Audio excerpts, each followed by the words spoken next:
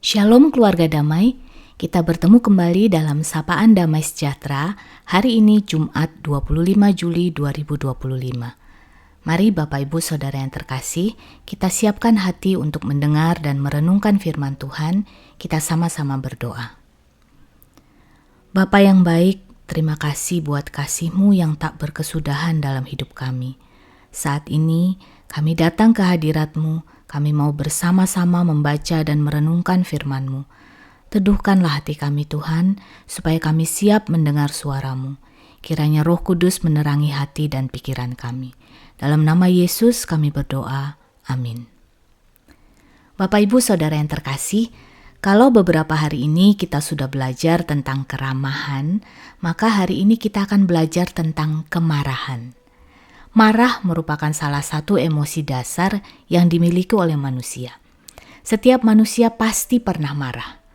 Marah pada umumnya adalah emosi yang muncul ketika seseorang merasa tertekan, frustasi, tersinggung, atau ketika diperhadapkan pada keadaan yang tidak sesuai dengan ekspektasi atau juga nilai-nilai kebenaran yang dipegang.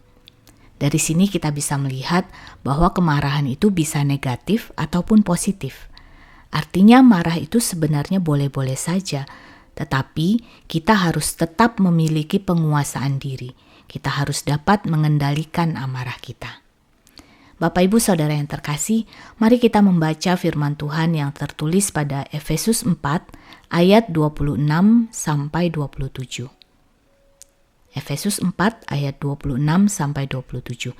Demikian firman Tuhan. Apabila kamu menjadi marah, janganlah berbuat dosa. Janganlah matahari terbenam sebelum padam kemarahanmu, dan janganlah beri kesempatan kepada iblis. Bapak Ibu Saudara yang terkasih, tema perenungan kita hari ini adalah kemarahan yang negatif. Firman Tuhan dengan jelas mengatakan, apabila kamu menjadi marah, janganlah berbuat dosa. Ini berarti bahwa dalam kemarahan kita, jangan sampai kita kehilangan kendali, kehilangan penguasaan diri, yang akhirnya membawa kita jatuh ke dalam dosa. Kemarahan yang tidak terkendali dapat merusak hubungan, menyakiti hati, dan bisa menjauhkan kita dari kehendak Tuhan.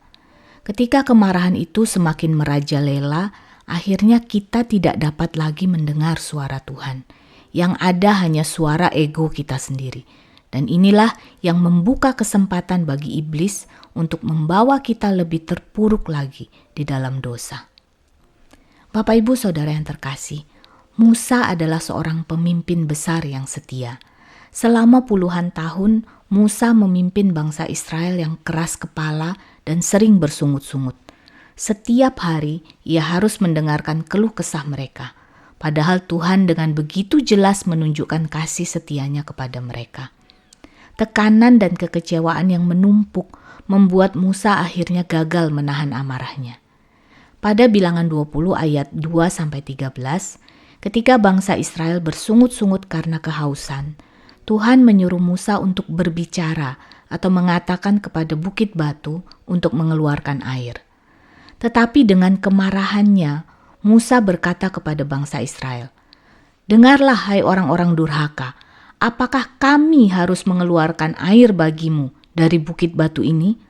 Lalu ia memukul bukit batu itu sampai 2 kali. Musa kehilangan penguasaan diri, sehingga dia mengekspresikan kemarahannya dengan cara yang salah. Tidak hanya ia sampai memukul batu itu, padahal Tuhan hanya menyuruhnya untuk berbicara kepada batu itu, Musa bahkan juga berkata, "Apakah kami harus mengeluarkan air bagimu?" Tanpa sadar ia telah meninggikan dirinya, padahal Tuhanlah yang berkuasa untuk mengeluarkan air itu. Namun Tuhan yang penuh kasih memang dengan begitu sabar menghadapi bangsa Israel dan Musa. Tuhan tetap memberikan air.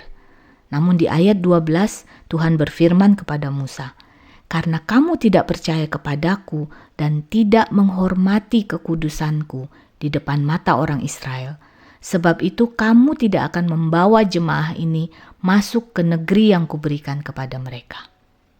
Musa harus menanggung konsekuensi dari kemarahannya yang negatif. Bapak Ibu Saudara yang terkasih, Tuhan mau agar kita memiliki penguasaan diri. Kemarahan yang tidak terkendali akan membuka celah bagi dosa, perselisihan, dan bahkan penyesalan. Amsal 29 ayat 11 mengatakan, orang bebal melampiaskan seluruh amarahnya, tetapi orang bijak akhirnya meredakannya. Bapak Ibu Saudara yang terkasih, saya percaya ada banyak hal yang harus kita hadapi dalam keseharian kita, di mana pasti ada hal-hal yang mengecewakan, membuat kita frustasi dan memancing kemarahan kita. Terkadang kita harus menghadapi orang-orang ataupun situasi yang sulit, baik itu di tempat bekerja, di tengah masyarakat, di tengah perjalanan, bahkan di tengah lingkungan gereja ataupun keluarga kita sendiri. Namun hari ini Tuhan mengingatkan kita agar kita jangan sampai jatuh dalam kemarahan yang negatif. Biarlah kiranya kita terus mohon pimpinan Tuhan agar kita dapat mengendalikan kemarahan kita. Untuk itu saya ingin mengajak Bapak Ibu Saudara sekalian untuk bersama-sama berefleksi. Setelah ini mari kita ambil waktu sejenak untuk merenungkan beberapa hal ini. Apa yang menjadi sumber kemarahanku? Kebenaran atau kepahitan? Bagaimana caraku mengekspresikan kekecewaan? Apakah aku mudah tersinggung dan membalas dengan kata-kata kasar? Sudahkah aku belajar untuk membawa kemarahanku ke hadapan Tuhan dan mohon pimpinan Roh Kudus agar dapat mengekspresikannya dengan benar? Bapak Ibu Saudara yang terkasih, saya ingin menutup perenungan kita ini dengan membaca satu bagian firman Tuhan dari Yakobus 1 ayat 19 sampai 20. Saudara-saudaraku yang terkasih, ingatlah hal ini. Setiap orang hendaklah cepat untuk mendengar, tetapi lambat untuk berkata-kata, dan juga lambat untuk marah. Sebab kemarahan manusia tidak mengerjakan kebenaran di hadapan Allah. Mari kita berdoa. Bapa yang baik, terima kasih untuk kasih dan kesabaran-Mu. Ampuni kami yang lemah ini, yang masih seringkali terbakar emosi. Kami masih susah mengendalikan kemarahan kami. Kami mohon kiranya Roh Kudus terus mengajar kami, untuk kami dapat mengendalikan diri dan mengendalikan kata-kata kami. Ajarlah kami ya Tuhan, agar kami lebih bisa mendengar, sehingga kami boleh menjadi anak-anak-Mu yang membawa damai dimanapun kami Engkau tempatkan. Terima kasih Tuhan, dalam nama Yesus kami berdoa dan mengucap syukur. Amin.